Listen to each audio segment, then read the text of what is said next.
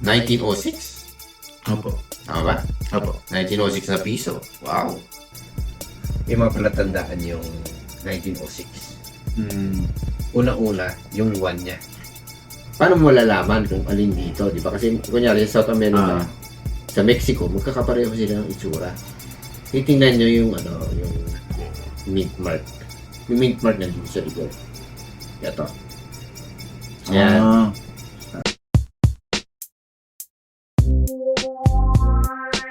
Ako si Angelo Bernardo. Welcome sa Dekada Collectible Show. I-feature namin dito ang mga coins, collectibles, vinyl records, toys, books, antiques na dumadaan sa amin. At mag-interview din kami ng mga collectors and dealers. Siyempre, hindi mawawala ang ating mga picks at mga pasyal na may kinalaman sa collectibles. Tara, kwentuhan tayo!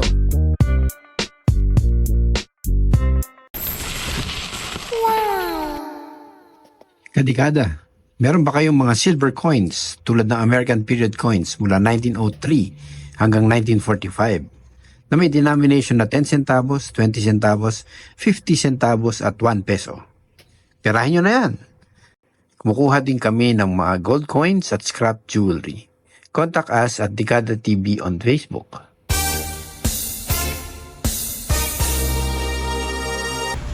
Pasok po! Magandang umaga po. Magandang umaga. Ano pangalan niyo, sir? Moises po. Moises. Nice to meet you, bro. Nice to meet you, sir. Ano pong sadya natin? Ang sadya ko ay magpa-appraisal ng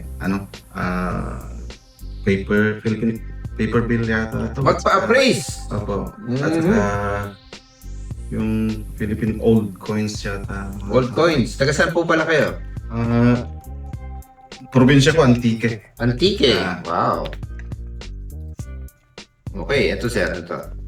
Yan ay isang Universal Studio na commemorate yata na ticket yan. Na first ang galing ng Japan yan. Okay. Nice. Ano to? Kapa-appraise nyo rin? Hindi, bigay ko lang sa'yo yan. Bigyan nyo? Wow. Galalo ko. Sir. Oo.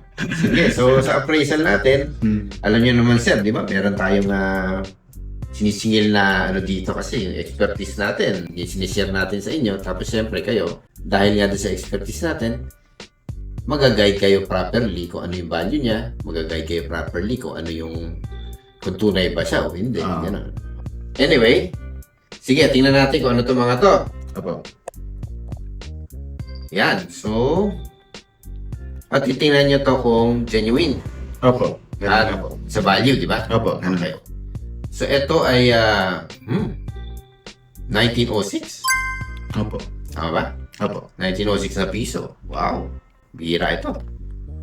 Bihirang lumitaw ito kasi alam nyo naman kung bakit rare yung 1906, ano? Meron din po akong nabasa-basa sa mga na-google or gano'n. Kasi yung 1906, ano yan, dumating yung punto nung 1905, dumating na punto na mas mataas yung silver value kesa dun sa value ng piso. Diba? Kasi silver ito, 90% silver ito. So, ginawa ng US, kasi sa Amerika minimint ito, no? Ginawa ng US dahil mas mataas na yung silver value nito kaysa dun sa monetary value niya. Ni-recall niya lahat ng piso. Ni-recall niya yun. And tinunaw ulit yun.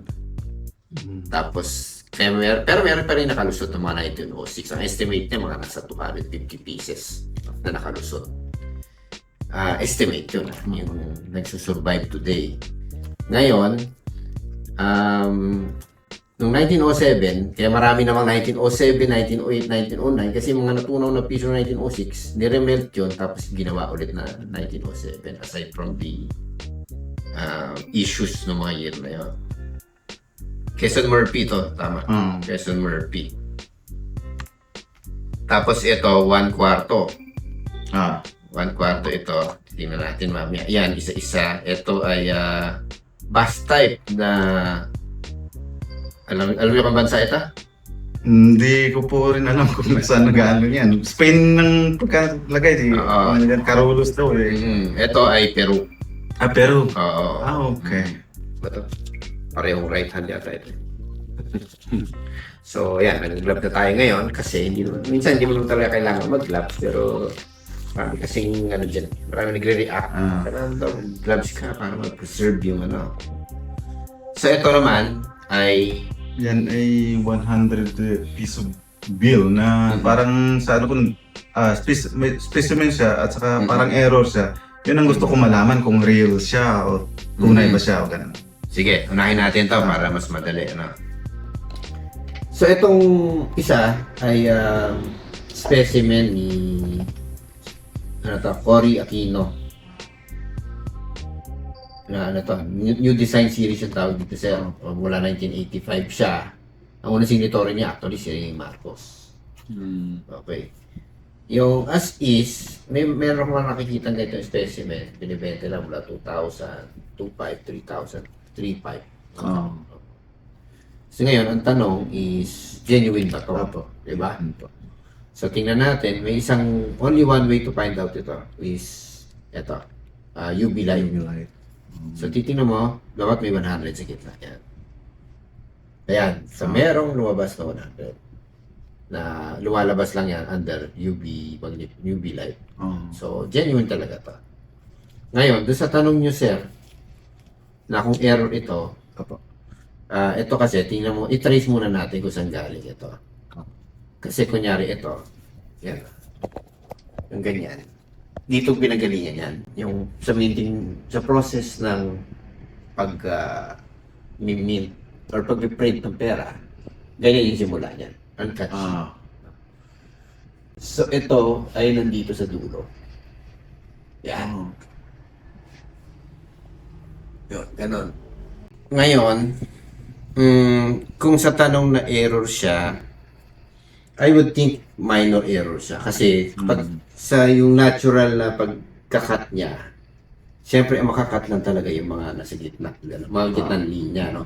Hindi ko masasabi major error. So, kung may premium one kayo dun sa selling price niya, ang selling price niya, tingin ko, pwede niya ng premium yan ng mga 500, 1,000, hanggang 1,500 siguro. Ngayon, pagdating dito sa Bank of the Philippine Islands, na 10 pesos, 1933, yun nga pala ba, hindi ka ba nagtataka, bakit BPI yung ano, yung nasa pera natin, diba? Kasi yung BPI, ano yan, nagsimula siya Bangko Espanyol de Pilipinas, nung panahon pa ng Kastila. So, ginawa siyang, walang central bank nun. So, naging ano siya, parang de facto na central bank. De facto, ibig sabihin, parang naatasan siya na ikaw muna mag-handle ng kaperahan ng Pilipinas. Mayari, sa Espanya nung una, tapos US nung sumunod, i-print namin yung pera nyo, tapos kayo yung pangalan nyo. Kasi wala nga central bank nung araw eh. So anyway, ito ay tingnan muna natin kung kung tunay siyempre.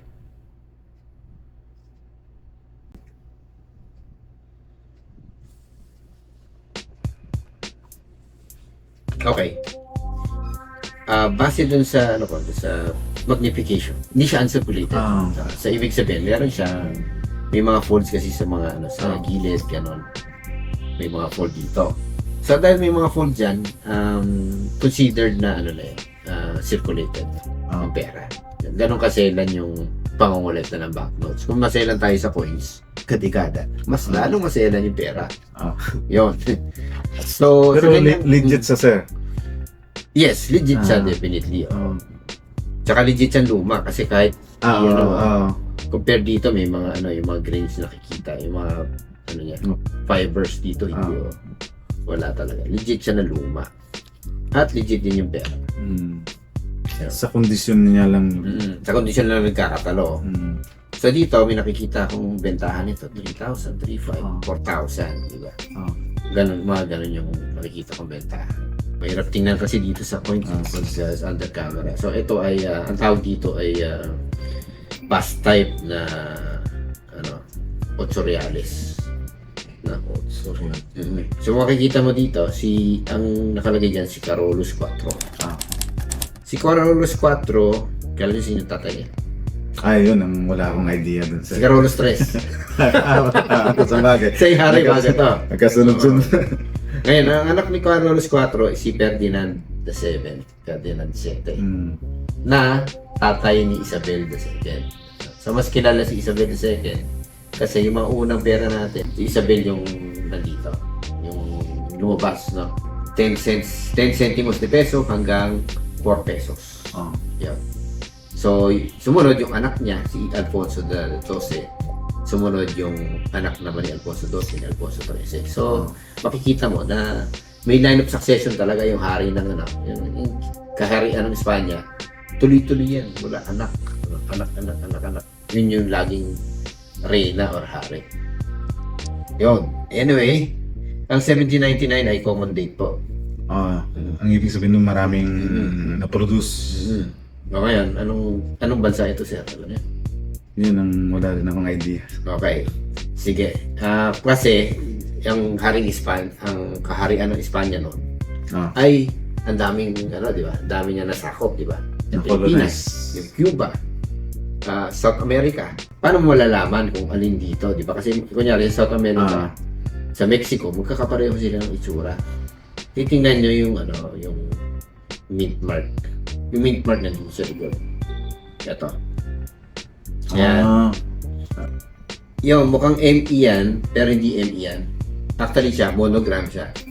5 letters ito actually. Lima E. Ito. L-I-M-A-E. Ang Lima E o Lima ay capital ng bansa? Peru. Peru. So ito. Peru itong coin na to. Ngayon, sa ganitong kondisyon, sa kondisyon ng yung kondisyon na maganda, minsan mabibenta ito na 17,000, 18,000, 19,000, 20, 25, kung talagang uncirculated. Ngayon, sa ganitong kondisyon, na may butas na, ang nasasabi kong bentahan ito very close to gold value, dahil common. Gold value. Very close to silver value. So ngayon, ang silver value ito is nasa 3.3 na. So, probably, pwede mo siya mabenta, mga 4,000, 4,500, gano'n, pwede pa. So, yung niya. Magkano bilhin niya dito, sir? Ano lang din yan, nakikita ko lang din yan sa mga recycle shop dun sa, sa Japan.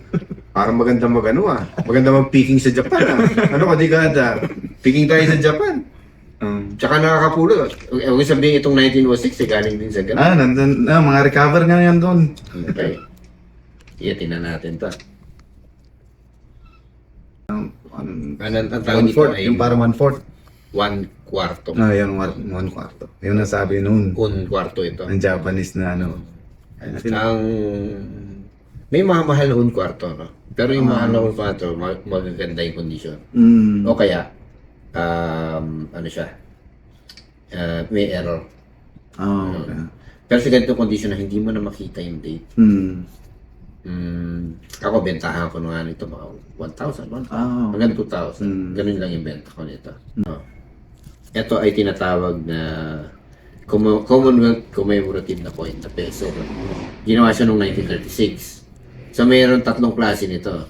Yung 1 peso na Quezon Roosevelt, 1 peso na Quezon Murphy, at 1 peso at 50 centavos na Quezon Murphy Roosevelt. Ngayon, sino to, sir? Kilala niyo ba itong dalawang to? Hindi ko rin kilala mga yan. Kasi magkakamukha sila pagdating sa ganito no? Kilala ko na si Quezon. Ang ang susi dyan, kung nasa nakalagay yung year. Yung 1935. Yung November 50, 1935. Pag nakalagay yung year dito, sa taas, Quezon Roosevelt yun. Ganon. Nasaan yan, sir? Pag nakalagay dito sa taas, Quezon Roosevelt yan. Ngayon, pag nakalagay naman dito sa gilid, Quezon Murphy yun. Yun. So, ang coin mo na to ay Quezon Murphy. Yun. At salvage condition siya, so mas mababa siya yung value niya kaysa dun sa mga hindi salvage. No? Kaya salvage ito kasi ito yung mga tinapon sa corridor. Yun. So, may episode na rin tayo nito. Nakabili ako ng isang set nito. Binili ko yata, kalimutan ko, 15,000 yata isang set. Puro salvage. Okay. Pag okay yung condition, sir, may presyo na rin. Pag okay, mga 15, 20, 25. Isang set na yun. O, hindi, ano yun? Isa lang. Isa. Mm. Yung mga uncirculated yun. Oh. Oo, yung mga uncirculated condition. Pag yung ganitong condition, isang set, 10 to 15. Mm. Isang set. Sa condition nito, siguro mga 3,000. Ah. 3,000. Ganun lang. Okay, dito tayo sa 1906. Ang 1906 ay, nabanggit ko na kanina, maliit ang, ang surviving members ng 1906, surviving numbers ng 1906 kasi nga tinunaw siya ng manufacturer mismo. Yan. So, ang ganda ng kondisyon nito. Yan, may luster pa, no? Mm. So, tingnan lang natin yung kondisyon. Well, definitely, original yung coin. Ang tanong na lang, original ba na 1906 ito? Okay. Kasi sa ano yan, based Sa sa, timbang. ano ko, no? Wala pang timbang, okay na sa akin. Sa itsura pa lang, okay na sa akin. Mm. Yan. Yan. So, tingnan natin, dapat ito mga at least 26, na. Mm. Sa kondisyon niya, at least 26 grams. So, 26.85. Mm. Okay yan. Yan. So, silipin lang natin. Actually, huwag na natin silipin. Nasaan yung ating galing Shopee na microscope na kakarag-karag? Ito. Ito, medyo maliit lang siya, pero nape-perform niya yung purpose niya. Ngayon, may mga palatandaan yung, may mga palatandaan yung 1906. Mm. Una-una, yung 1 niya. Okay, so ang 1 niya dapat, yung tinatawag na straight serif. Ang straight serif is, pag yung 1, yung dulo ng 1, Diretso. diretso dapat. So, titingnan natin kung straight serif yung sa inyo. Saan na?